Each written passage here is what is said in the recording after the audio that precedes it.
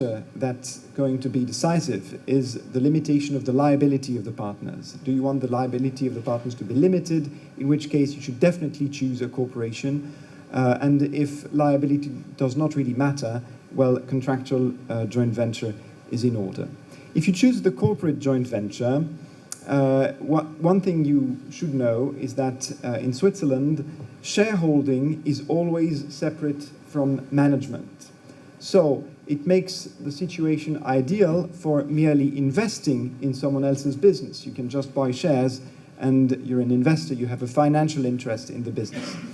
If you want to be involved in the management of the joint venture, you need to get a directorship in the entity, and that's obviously also possible in addition to the shareholding.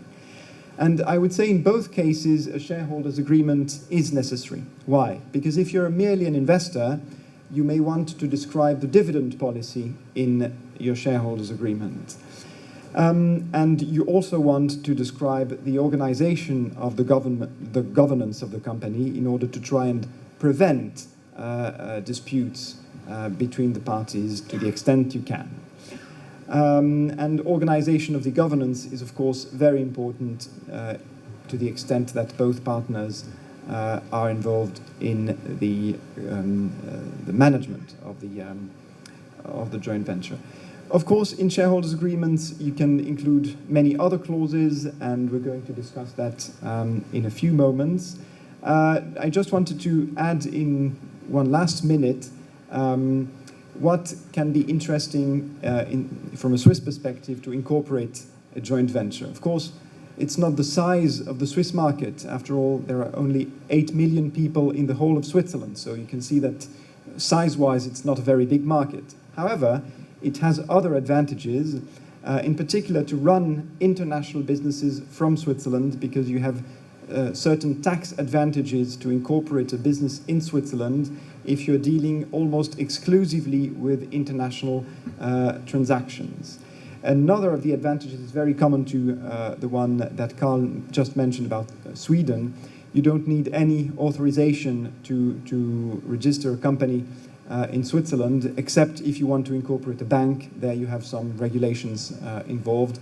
And also, if you want to buy non-commercial real estate, there is some extent of protection of real estate in Switzerland. But apart from that, you have a very liberal regime for incorporating joint ventures, and you also have a very liberal contractual system in Switzerland, which makes it easy to have a network of contracts organized from Switzerland, or for that matter, other countries in Europe as well. Thank you very much, and we can discuss further questions a little bit later.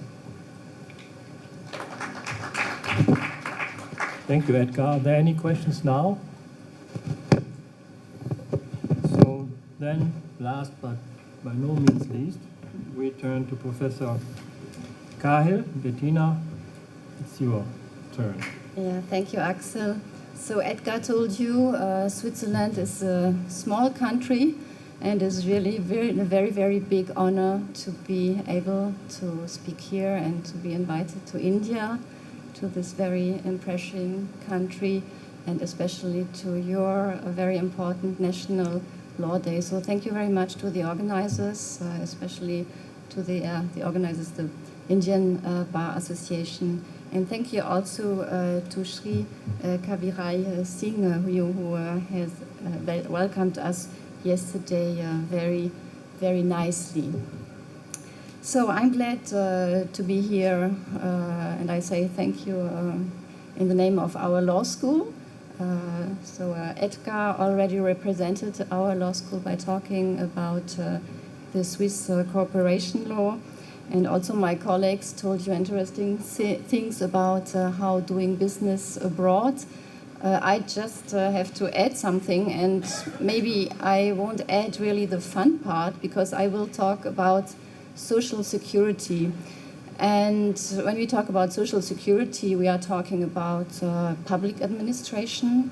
We are talking about mandatory rules, where is not a big latitude for legal or lawyers' creativity. So we have quite a small frame where we can work in. And the other problem of social security is, of course, the costs. You can probably know that in European countries, the labor cost is quite high, and that is due especially to the contributions which people have to pay. And when I say people, that are mostly the companies, because the big part of the social contributions are paid for the working people, and most of the part of these contributions are paid by the employers. That means by the companies.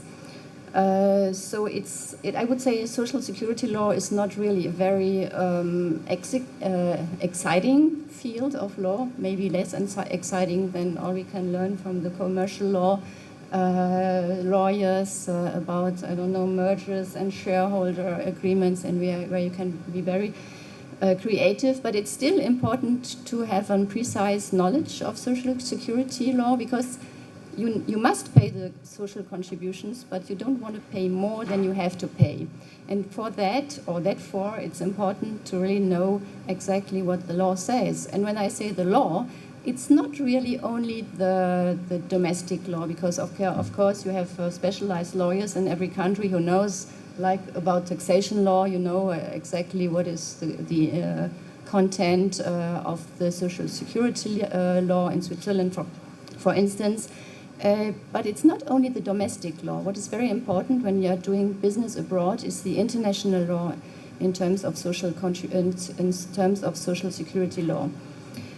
And maybe I can just give you one example. It's a really small and nearly a silly example. If you take our example or our case where Mr. Lagerlof and Mr. Singh, and let's say that we put the corporation into Switzerland, and Mr. Lagerlof becomes an administrator of Widget SA, Société Anonyme, if it's in Lausanne.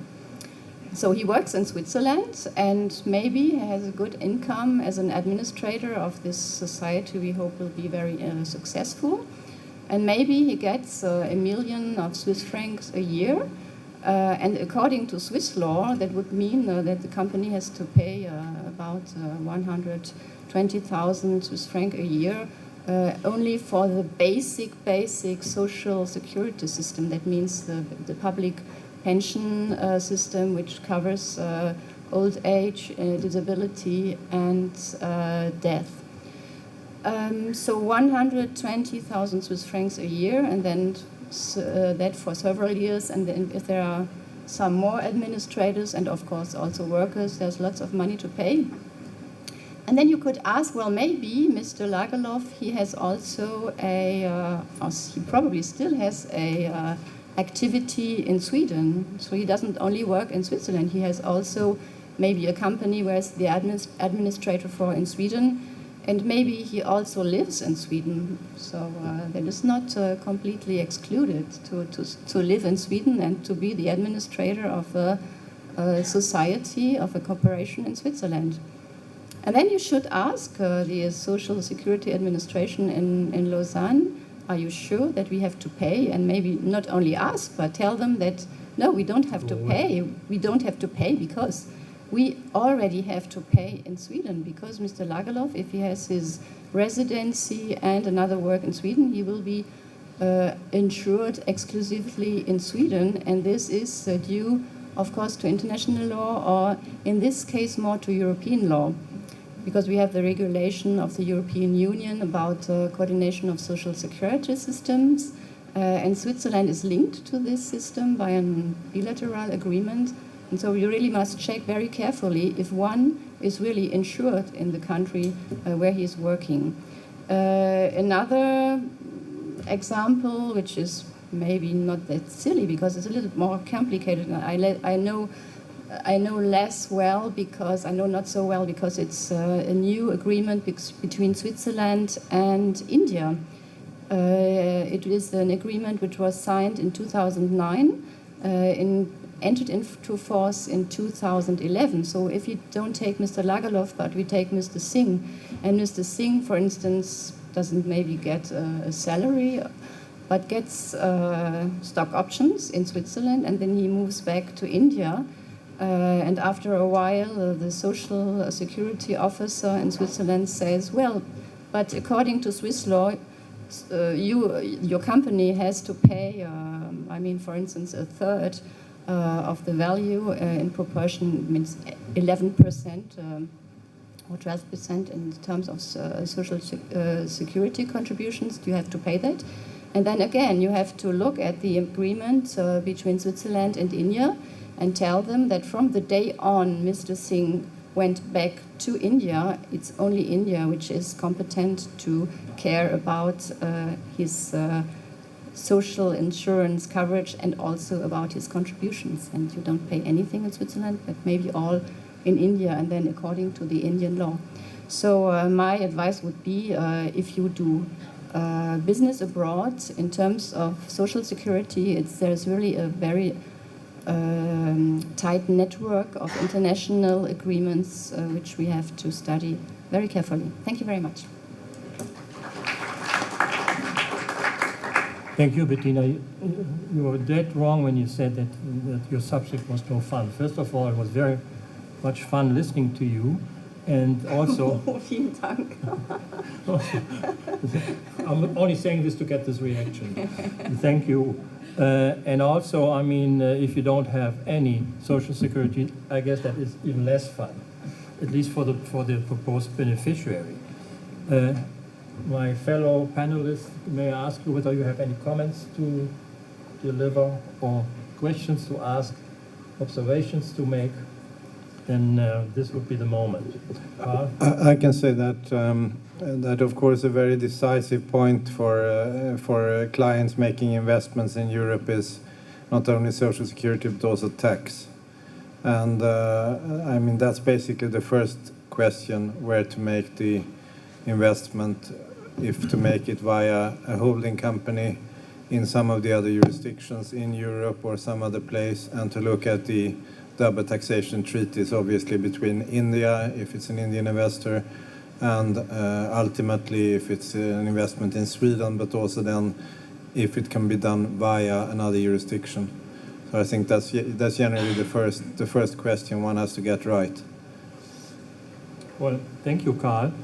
Since we have the pleasure of the attendance of several law students, maybe I should point out that studying the EU and also the free trade zone in Europe, EU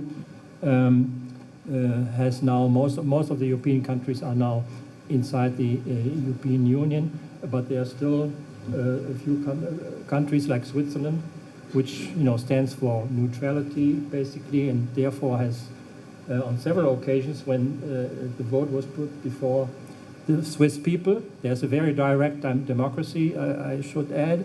The Swiss people turned down the proposition to join actually fully the EU, but on the other hand, as a practical matter, there's so many bilateral agreements between Switzerland and the EU that it almost doesn't matter from a practical point of view. But again, for the students, studying the EU and how it became what it is now is very instructive in terms of what also might be the future of India when eventually it might want to team up, so to speak, with other countries. Now, are there any questions? Yes, please. Hi, I'm Shahana Basu. I actually have two questions. The first, in terms of the EU, Hi, I'm Shahana Basu Kanodian. I'm an international corporate lawyer. So 2 questions. The first is, in terms of the EU, can you talk a little bit about the labor issues? Because one thing we've seen a lot is about the firing of labor, for example, in the ArcelorMittal case, which has been recently in the news. Also in Germany, very similar restrictive regulations on once you take over a company, whether you can fire labor and what are the regulations around that. It's very restrictive compared to for India, in comparison to India or the US, for example. That's one. And the second one, I was really intrigued by Karl's observations about terminating a joint venture, because it seems that that most companies will want, when they get into a joint venture, will have some basic amount of, whether they want to put in a restriction that you can't terminate for, say, 2 years or 3 years, but after that you have a right of first refusal and a put and call option.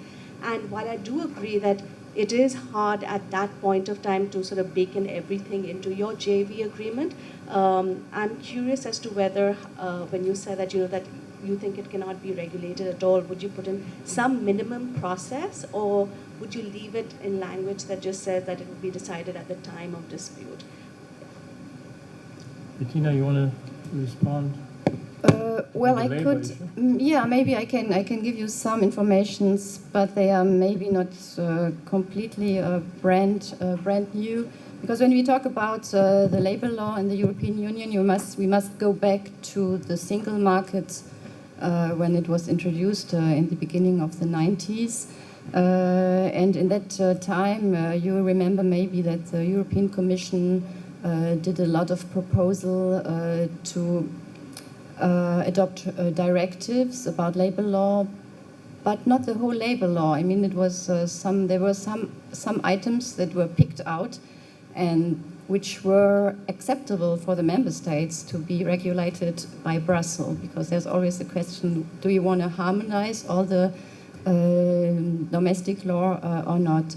So what they did in the 90s, in the beginning of the 90s, finally, that did not change so much in comparison to today, because we still have a European labor law, which is kind of a patchwork or pick and choice system. Not that the employer can pick and choice, but the legislator did pick and choice somehow, because we still have the directives concerning les licenciements collectifs, comment ça se dit en anglais? Collective termination of Yeah. employment agreement. Yeah, this directive did not change. Then you have the other, which was probably a big step forwards in that time.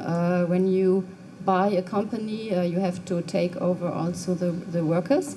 By the way, this law was introduced in Switzerland thanks to the European Union.